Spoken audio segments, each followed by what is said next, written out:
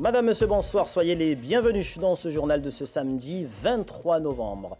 La lutte contre l'insécurité à la une de l'actualité avec des barrages routiers érigés cet après-midi sur la route nationale de Koungou. La commune fait l'objet d'actes de violence qui se sont répétés ces derniers jours et c'est en réaction à ces événements que les mamans citoyennes se sont manifestées. Elles exigent le délogement de la famille et des jeunes délinquants. On écoute l'une de ces mamans, elle est au micro d'Andri Rakoto-Ndravola. La semaine dernière, le samedi dernier, il y a un jeune de Koungou qui a été tabassé. Aujourd'hui même, il y a une autre jeune de Koungou qui a été tabassée en pleine journée. Du coup, nous les mamans, aujourd'hui, on est révoltés, on est fatigués. Tout ce qu'on veut, c'est qu'on ne veut plus voir les parents de ces jeunes à Koungou. C'est tout ce qu'on demande, parce que j'ai comme l'impression que les autorités, ils n'arrivent plus. Je ne sais pas s'ils sont fatigués ou ils arrivent plus. Du coup, nous les mamans, on s'est regroupés aujourd'hui. Il n'y a pas de mecs, c'est que des mamans aujourd'hui. On ne veut pas des familles ici. Leur famille, on ne le veut pas à Koungou. Aujourd'hui, on dit stop à la délinquance. Nous les mamans.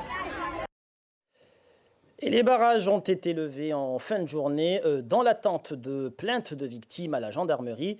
Les mamans menacent de refermer la route de nouveau demain si les délinquants ne sont pas interpellés par les forces de l'ordre. Suite et fin de la semaine des droits de l'enfant, plusieurs actions ont été menées ces derniers jours à l'occasion des 30 ans de la signature de la Convention internationale. Et ce matin, à Coconi, plusieurs structures associatives ainsi que les partenaires qui travaillent pour les droits de l'enfant étaient rassemblés, mais également du côté de Ngombani, réunis pour clôturer 2 mois de mobilisation et d'action sur les thèmes des droits fondamentaux de l'enfant. On écoute Issa Abdou, conseiller départemental chargé du social. La situation est qu'il y a toujours autant d'enfants qui sont non accompagnés, 4000 au bas mot. C'est David Guyot, le sociologue, qui nous dit ça dans son dernier rapport. Le conseil départemental a joint le geste à la parole. C'est ce que nous faisons depuis le début avec le schéma, parce que nous avons commencé par la base. Un schéma qui nous donne les orientations, c'est pour nous le Vademecum, base sur laquelle on oriente, on décline, on fait toute notre politique de la mandature. Donc nous avons hérité d'un mode de placement, le seul, qui était les familles d'accueil, au nombre de 75 à peu près. Nous sommes passés du simple au double, donc premier élément, stabiliser le seul mode de déplacement qui existait, aller plus loin en passant du simple au double. Et puis, deuxième élément, c'est développer d'autres moyens de placement, d'autres alternatives. C'est comme ça que d'autres perspectives ont vu le jour. Je pense aux activités éducatives en milieu ouvert que nous avons confiées à Mlésie. Je pense aux 2 maisons d'enfants à caractère social. Je pense à la dizaine de lieux de vie et d'accueil que nous avons mis en place. Et puis récemment, la prévention spécialisée sur tout le territoire pour prévenir, parce qu'on est souvent dans la répression. Et après les droits de l'enfant, parlons à présent des droits des femmes violentées. La journée internationale de lutte contre ces violences faites aux femmes a mobilisé aujourd'hui organisations et associations Assada dans le centre de l'île. Au programme, plusieurs animations ainsi que des témoignages sur ces violences. Une journée d'action et de messages afin de rompre le silence et de dire non à l'indifférence. Hachim, Saïd Hachim, Atoumani Simba.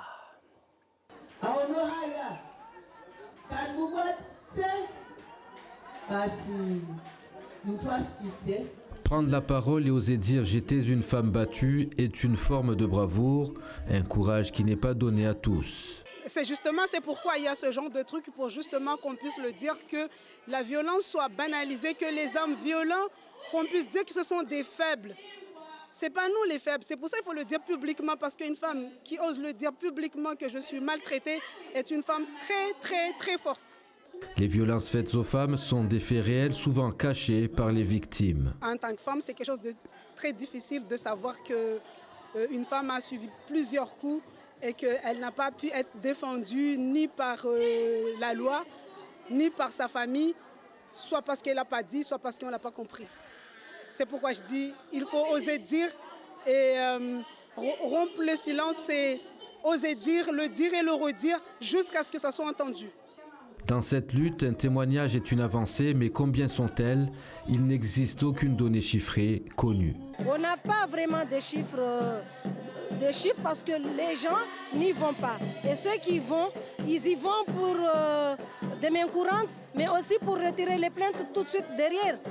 Pour pallier à ce manque, le conseil départemental envisage la création d'un observatoire des violences envers les femmes. Nous y travaillons à dessein de mettre ça en place. Eh bien, fassions en sorte qu'un observatoire puisse nous donner, avec la précision qu'il faut, le nombre de femmes victimes de violences sur ce territoire. Et ce faisant, ça permettra d'apporter les solutions adéquates. Dénoncer les violences faites aux femmes, oser parler et rompre le silence étaient les mots d'ordre du jour. À l'horizon 2020, l'Observatoire devrait présenter des chiffres précis, proches de la réalité. Et pour parler de cette journée consacrée à la lutte contre les violences faites aux femmes, nous recevons Fatima Mohamed, présidente du planning familial départemental. Bonsoir. Bonsoir. Alors on l'a vu encore dans le reportage, il reste encore difficile pour les femmes ici de témoigner. La parole se libère très difficilement. Est-ce vraiment un problème justement dans le cadre de votre combat ici ? Comme vous l'avez dit, c'est très difficile et très délicat pour ces femmes parce que Mayotte c'est petit et que souvent la personne qui vient témoigner ou qui vient parler de ces violences est tout de suite pointée de doigt et que les gens tout de suite véhiculent des messages qui ne devraient pas être véhiculés. Et justement, c'est ce manque de témoignages, et on l'a vu d'ailleurs dans le sujet, que certaines portent plainte, puis ensuite retirent leur plainte. C'est pour ces raisons-là, justement, qu'on a des difficultés à obtenir des chiffres concrets sur ces violences à Mayotte. Je pense que oui, parce que pour faire des chiffres, pour avoir des chiffres, il faut que les gens aillent dans les commissariats, dans les gendarmeries, dans les instances, dans les associations pour justement en parler. Voilà, donc c'est ce qui permettra d'avoir des chiffres. Donc aujourd'hui, la femme a tellement peur que par manque de moyens financiers ou par d'autres difficultés et que ça la bloque justement de pouvoir justement y aller et que les chiffres ne sont pas là. Et aujourd'hui, face justement à ce constat et ce fléau des violences faites aux femmes, quelles sont les actions et les différents dispositifs en vigueur justement pour lutter contre ce fléau ? Alors, il y a déjà l'écoute dans les différentes associations parce qu'on n'incite pas aux femmes d'aller porter plainte tout de suite. On les écoute d'abord, on les accompagne et puis il y a différents endroits. Il y a l'association de la CFAV ou Narimé auxquels ont des hébergements pour les personnes violentées et qui leur permettra de pouvoir loger en attendant de pouvoir avoir d'autres moyens pour se loger ailleurs ou financièrement. Voilà, donc on aide les femmes, on les accompagne, on les protège parce que tout en sachant que ces personnes-là, c'est aussi peut-être qu'ils n'ont pas assez de moyens ou ils n'ont pas confiance en soi. Donc ça leur permet de pouvoir avoir des gens qui les écoutent et qui les accompagnent à la sortie et à une prise en charge meilleure. Alors, on l'a vu dans le reportage, le conseil départemental va mettre en place un observatoire concernant justement ces violences faites aux femmes. Est-ce que ce projet, selon vous, pourrait-il améliorer justement ce combat et en quoi pourrait-il l'améliorer ? Alors, ça permettra de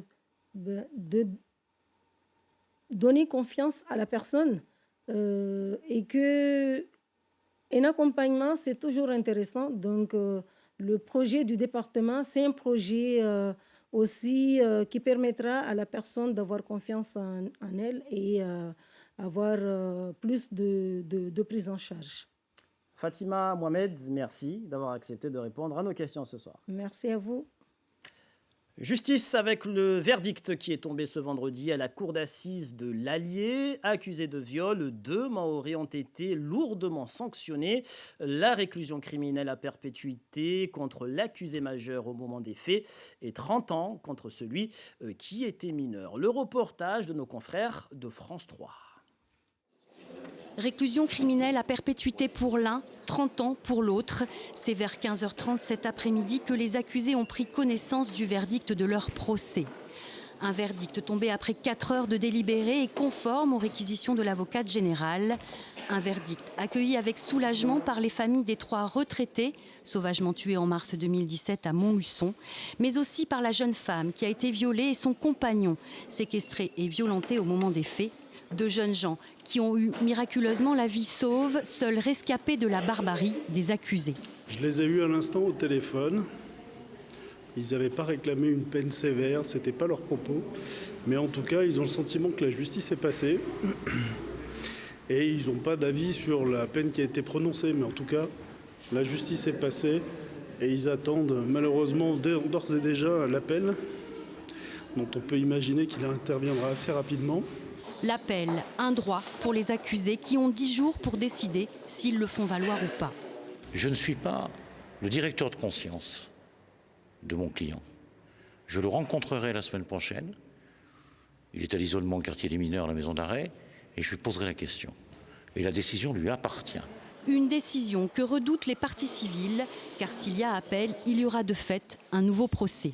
J'ai pas envie de revivre une semaine comme celle que je viens de vivre. Et pourtant, je m'y étais préparée, mais ça fait 3 semaines que je ne dormais plus. Voilà.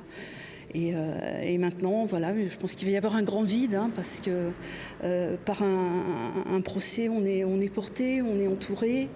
Et puis maintenant, voilà, je ne sais pas comment ça va se passer. Je vous dis que je le redoute et je redoute d'avoir à revivre ça.